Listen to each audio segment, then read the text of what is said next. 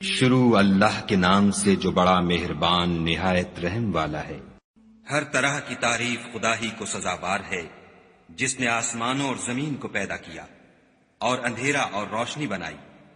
پھر بھی کافر اور چیزوں کو خدا کے برابر ٹھہراتے ہیں۔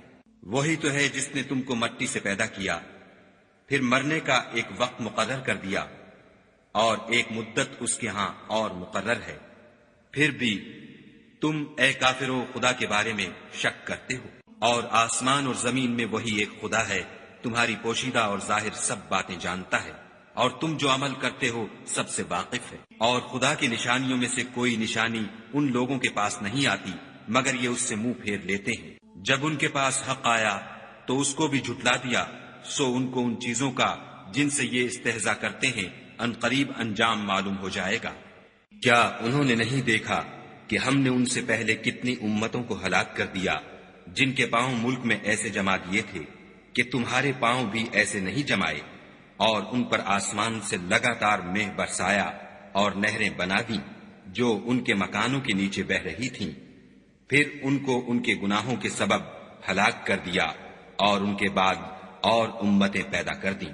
اور اگر ہم تم پر کاغذوں پر لکھی ہوئی کتاب نازل کرتے اور یہ اسے اپنے ہاتھوں سے ٹٹول بھی لیتے تو جو کافر ہیں وہ یہی کہہ دیتے کہ یہ تو صاف اور صریح جادو ہے، اور کہتے ہیں کہ ان پیغمبر پر فرشتہ کیوں نازل نہ ہوا جو ان کی تصدیق کرتا۔ اگر ہم فرشتہ نازل کرتے تو کام ہی فیصل ہو جاتا، پھر انہیں مطلق مہلت نہ دی جاتی۔ نیز اگر ہم کسی فرشتے کو بھیجتے تو اسے مرد کی صورت میں بھیجتے، اور جو شبہ اب کرتے ہیں اسی شبے میں پھر انہیں ڈال دیتے۔ اور تم سے پہلے بھی پیغمبروں کے ساتھ تمسخر ہوتے رہے ہیں، سو جو لوگ ان میں سے تمسخر کیا کرتے تھے ان کو تمسخر کی سزا نے آ گھیرا۔ کہو کہ اے منکرین رسالت، ملک میں چلو پھرو، پھر دیکھو کہ جھٹلانے والوں کا کیا انجام ہوا۔ ان سے پوچھو کہ آسمان اور زمین میں جو کچھ ہے کس کا ہے؟ کہہ دو خدا کا، اس نے اپنی ذات پاک پر رحمت کو لازم کر لیا ہے۔ وہ تم سب کو قیامت کے دن جس میں کچھ بھی شک نہیں ضرور جمع کرے گا۔ جن لوگوں نے اپنے تئیں نقصان میں ڈال رکھا ہے وہ ایمان نہیں لاتے۔ اور جو مخلوق رات اور دن میں بستی ہے سب اسی کی ہے، اور وہ سنتا جانتا ہے۔ کہو کیا میں خدا کو چھوڑ کر کسی اور کو مددگار بناؤں کہ وہی تو آسمانوں اور زمین کا پیدا کرنے والا ہے، اور وہی سب کو کھانا دیتا ہے اور خود کسی سے کھانا نہیں لیتا۔ یہ بھی کہہ دو کہ مجھے یہ حکم ہوا ہے کہ میں سب سے پہلے اسلام لانے والا ہوں، اور یہ کہ تم اے پیغمبر مشرکوں میں نہ ہونا۔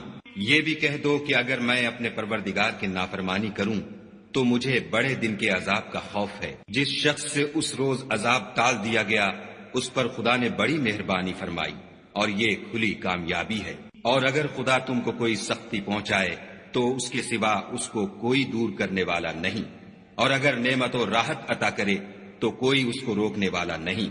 وہ ہر چیز پر قادر ہے، اور وہ اپنے بندوں پر غالب ہے، اور وہ دانا اور خبردار ہے۔ ان سے پوچھو کہ سب سے بڑھ کر قرین انصاف کس کی شہادت ہے؟ کہہ دو کہ خدا ہی مجھ میں اور تم میں گواہ ہے، اور یہ قرآن مجھ پر اس لیے اتارا گیا ہے کہ اس کے ذریعے سے تم کو اور جس شخص تک وہ پہنچ سکے آگاہ کر دوں۔ کیا تم لوگ اس بات کی شہادت دیتے ہو کہ خدا کے ساتھ اور بھی معبود ہیں؟ اے محمد صلی اللہ علیہ وآلہ وسلم کہہ دو کہ میں تو ایسی شہادت نہیں دیتا۔ کہہ دو کہ صرف وہی ایک معبود ہے، اور جن کو تم لوگ شریک بناتے ہو میں ان سے بیزار ہوں۔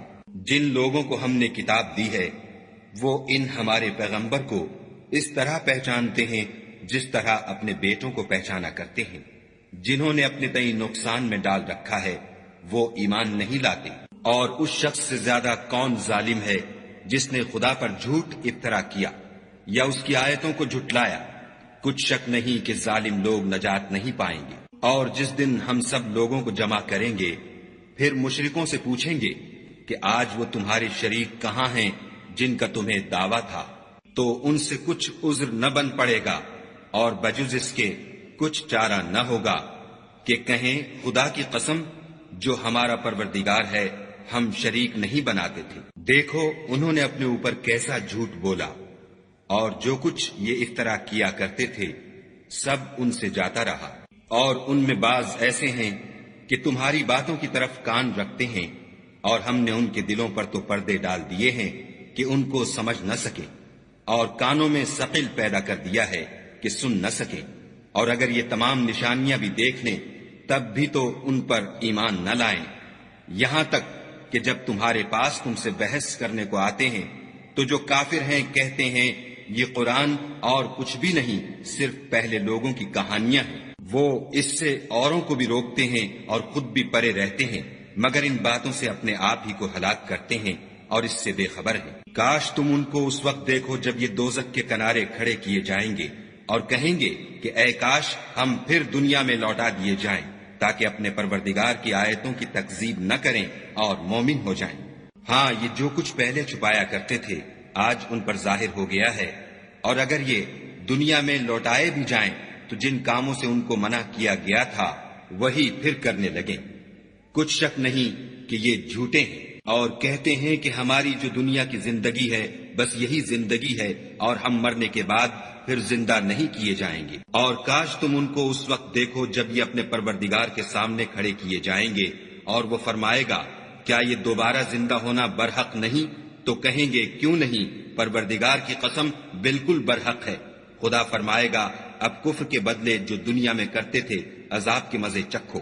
جن لوگوں نے خدا کے روبرو کھڑے ہونے کو جھوٹ سمجھا وہ گھاٹے میں آ گئے، یہاں تک کہ جب ان پر قیامت ناگہاں آ موجود ہوگی تو بول اٹھیں گے کہ ہائے اس تقصیر پر افسوس ہے جو ہم نے قیامت کے بارے میں کی، اور وہ اپنے اعمال کے بوجھ اپنی پیٹھوں پر اٹھائے ہوئے ہوں گے۔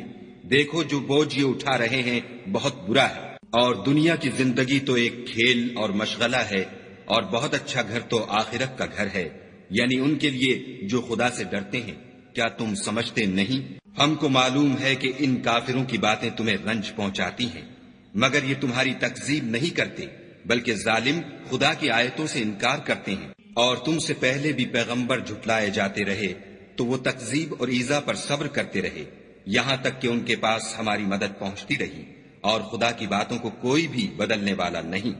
اور تم کو پیغمبروں کے احوال کی خبریں پہنچ چکی ہیں تو تم بھی صبر سے کام لو۔ اور اگر ان کی روح گردانی تم پر شاق گزرتی ہے تو اگر طاقت ہو تو زمین میں کوئی سرنگ ڈھونڈ نکالو یا آسمان میں سیڑھی تلاش کرو، پھر ان کے پاس کوئی معجزہ لاؤ، اور اگر خدا چاہتا تو سب کو ہدایت پر جمع کر دیتا، پس تم ہرگز نادانوں میں نہ ہونا۔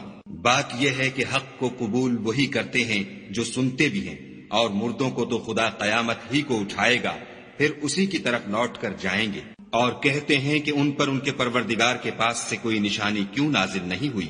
کہہ دو کہ خدا نشانی اتارنے پر قادر ہے، لیکن اکثر لوگ نہیں جانتے۔ اور زمین میں جو چلنے پھرنے والا حیوان یا دو پروں سے اڑنے والا جانور ہے ان کی بھی تم لوگوں کی طرح جماعتیں ہیں۔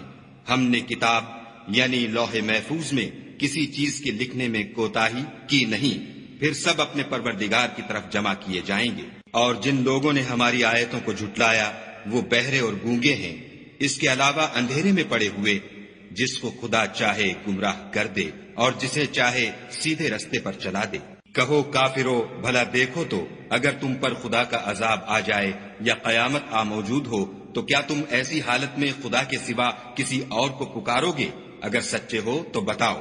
نہیں، بلکہ مصیبت کے وقت تم اسی کو پکارتے ہو، تو جس دکھ کے لیے اسے پکارتے ہو وہ اگر چاہتا ہے تو اس کو دور کر دیتا ہے، اور جن کو تم شریک بناتے ہو اس وقت انہیں بھول جاتے ہو۔ اور ہم نے تم سے پہلے بہت سی امتوں کی طرف پیغمبر بھیجے، پھر ان کی نافرمانیوں کے سبب ہم انہیں سختیوں اور تکلیفوں میں پکڑتے رہے تاکہ عاجزی کریں۔ تو جب ان پر ہمارا عذاب آتا رہا کیوں نہیں عاجزی کرتے رہے، مگر ان کے تو دل ہی سخت ہو گئے تھے، اور جو کام وہ کرتے تھے شیطان ان کو ان کی نظروں میں آراستہ کر دکھاتا تھا۔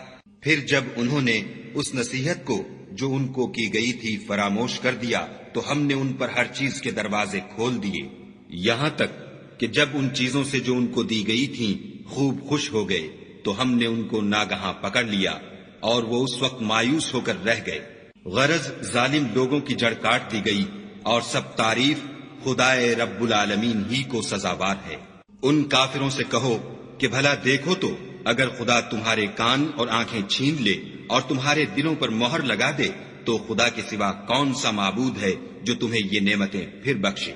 دیکھو ہم کس کس طرح اپنی آیتیں بیان کرتے ہیں، پھر بھی یہ لوگ روگردانی کیے جاتے ہیں۔